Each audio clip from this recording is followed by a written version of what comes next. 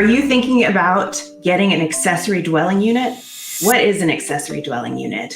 It is a home that's generally in Georgia about 400 square feet to 800 square feet that is in the backyard of your home, or it might be an apartment over a garage, even sometimes in a basement apartment. It is considered a dwelling unit if it has a person who can live in there, meaning that you have bathroom facilities and you also have kitchen facilities. Sometimes people do have accessory units, which would be just like the she shed or all the other little things that you might have a shed, or you might have a little barn or something. Those are all accessory units, but accessory dwelling units are ones where someone can actually live there. And it's a really hot topic. There's young people who want to have accessory dwelling units so that they can rent it out and they can get a little bit of additional income. And then there are about 70% of additional dwelling units right now are for us to accommodate our family members who might want to be part of the household, but they still want their own space. And so an accessory dwelling unit gives them their own kitchen, their own bathroom, their own living quarters. It's a smaller space, but it has its own entrance, and it allows whoever lives there to have a lot of independence. We're seeing a lot of this with seniors right now. Sometimes seniors don't want to live at home. They want to be close to family, but they absolutely want their own independence. So you can make an accessory dwelling unit accommodate, have larger doors, have bathrooms that have seats in them and handles for the walls. So there's lots of options in an accessory dwelling unit. So what are the things to think about? We have a client, Robert, who is looking to build an ADU. His father recently passed away and his mother would like to live with them, but would like some independence. So how do we help them? What are the processes they need to go through to get an accessory dwelling unit? Well, first, we got to figure out kind of the designs. What are the options? There's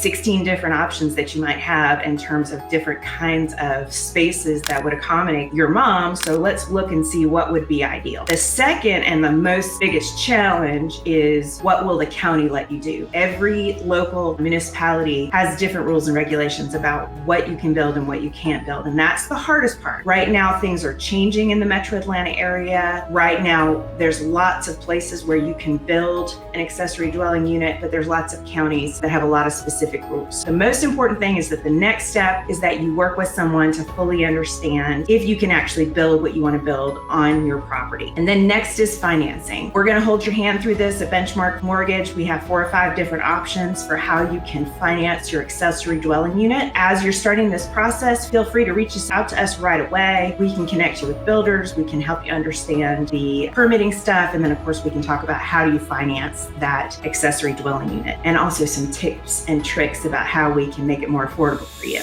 Then I always want you to look at how would adding an ADU impact the value of your home. It's estimated that an accessory dwelling unit could increase the value of your home 30 to 35%. But we want to look at that. We want to look at comps in your area. We may even want to consult your real estate agent to see what they think so that you know what you're doing as you're going through the process. Then we've got to pick the right contractor and the right builder. It's best if we are working with someone who has already built some accessory dwelling units and who's already built some accessory dwelling units in your locality, because we know they'll understand all the permitting things. But you got to focus on experience, reliability, and communication in terms of picking a contractor. And we have some great people on our list that can help you through that process. Then you pick the house, and then we go to the zoning process. We go to permitting and get the approval for the plans so that you can build your house. And then the contractor is going to be working on how do we hook the utilities up to the home. Once we get all that figured out, then we start the process of building your home. Hopefully it won't take too long, and not too long from now, you'll have a new unit for your family person to live in their own space, but still be close to the family.